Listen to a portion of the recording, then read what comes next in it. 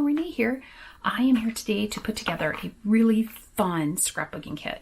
It's called Celebrate Today. It makes 2 single pages and then 2 2-page layouts. So you get 6 pages total. And there's some fun techniques in this one. The kit comes with all the papers you need, a sticker sheet, all of your die cut pieces. It also comes with silver sequins, so that'll be fun. I love sequins. It also comes with these acrylic shapes, which I'll show you as we're going along. And you're going to color the acrylic shapes with alcohol markers.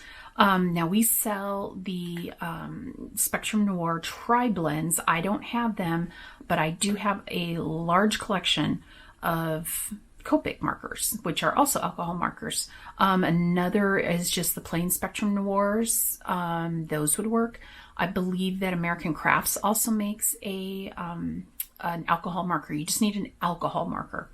And we're going to color our shapes with these markers. So I'm going to be using B04 and RV09. Those are the ones I chose. Now, part of this kit also has these rosettes that you make.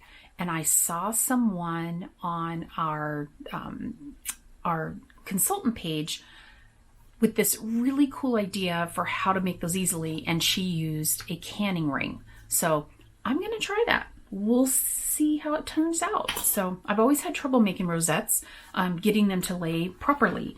So we're going to need those. I've also got my anti-static powder tool. Just because we've got stickers and it never fails, I want to take some of the sticky off because I want to use them a little bit differently. It comes with the photo placeholders, so we're good there. I've got my ATG gun. I've got my liquid glue, scissors, tweezers.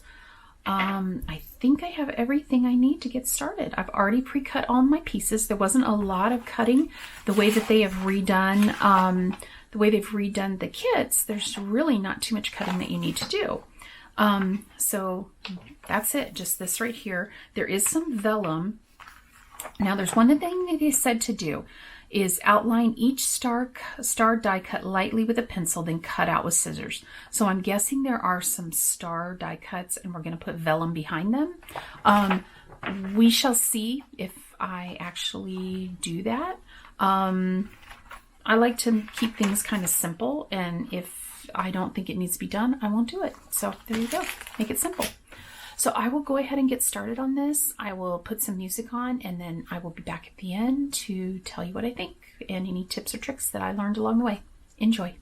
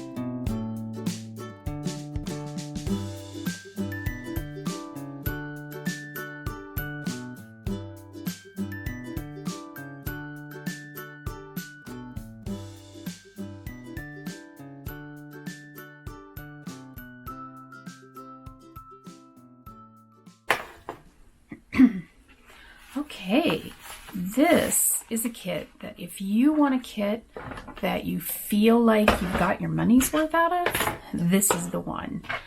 This kit had so much going on. So these two are supposed to be two separate pages. I decided instead of using this side for this page, I would use the same confetti page that I used on this one just to see if maybe I could put them in my my book together. I think you could. They don't exactly go together, but I think they will work if that's what you're looking for, if you're looking for a two-page layout instead of two singles. Now, some things that I learned about this. So I did use, this is the smallmouth rings for canning jars. And I would suggest, since there's 4 of these to do, you get 4 lids. The other thing I would suggest that you do is you put something heavy. Once you put them in the lid, leave them flat. Don't pick them up because they fall through. Leave them flat and then put something heavy. Like I had these bottles that just fit. Anything that'll fit inside the ring will work. And then let that sit. Don't start this page until these have sat for a while so that they can completely dry. I think liquid glass would probably work the best on these. Unfortunately, my bottle of liquid glass is like 5 years old and it's just not coming out anymore. So it's time for me to replace it. So I did use Ranger's multimedia mat. It's okay, but I think the liquid glass would work better. So there's that. This page also, what I would do differently is I would put this mat down, then I would put these around it because I had to do 3 layers of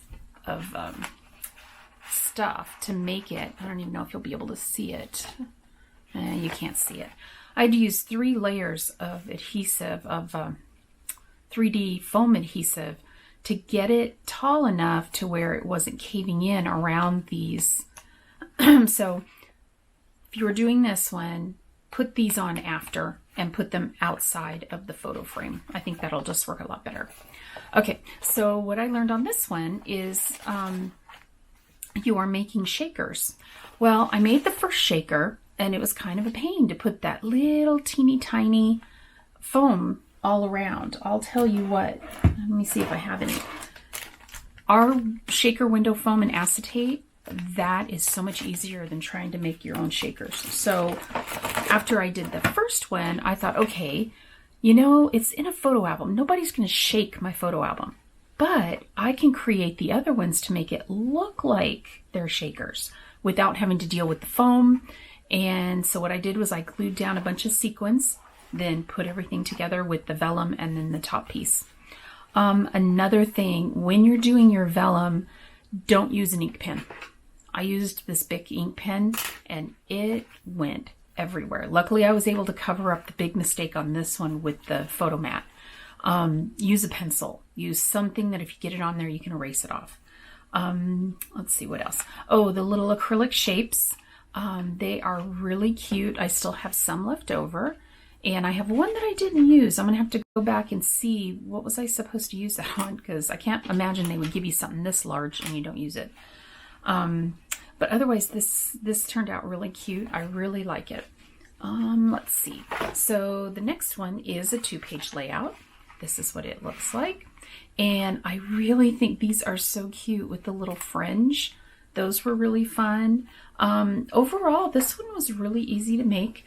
It had some more of the acrylic shapes. One thing I would do is if you, like me, put the HEG tape on the back to hold it out to your mat, take that off before you glue all that stuff down. That way you can just move it over to a table and let it dry. It didn't take a horrible long time to dry, but long enough that it would have been, you know, kind of a pain to have to sit and wait. So there are those 2 pages. Those turned out really cute. Then these 2 are the last 2 pages. So this one's still a little bit wet, so I'm not going to move it too much. These ones turned out really cute too. We've done this before. I can't remember what layout that was on, but we had done that before and it turned out really cute. You'll notice that there was one that I didn't have, and I'm not sure if I was supposed to or not, but I just looked to see, okay, where is a photo going to be covering it, and I just left that one blank. Now, the one thing I did not put on are these guys. I think they are supposed to be paper clips or clothespins. You know how you can put clothespins up on photos, but I think that for them to hold on like they need to hold on, I think you need to glue them all the way down onto the photo itself. So I'm going to leave them, but that's what they would look like. They're really cute. So I'm going to leave them off, but keep them inside the page protector until I put the photos on.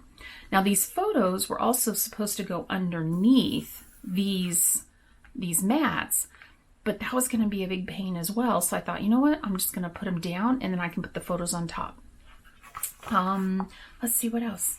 I think that's it. I think this turned out really cute. I still have some stickers. This one would be cute on a card. This Let's Party was supposed to go on top of a photo, so I'm just going to hold on to that and then use it later. And then the Celebrate's really cute. That would look cute on a card too, landscape. So I hope you enjoyed this. If you have, oops, sorry about that. If you have any questions about this kit or any of the techniques that I use, just leave me a comment down below and I'll get back to you as quickly as I can. I hope you had a great time watching me. I had a good time doing it. There was some times where I'm like, oh my, I wish this wasn't on film, but it is, and I'm going to leave it alone. So I hope you have a great day, and thanks so much for watching. Bye-bye.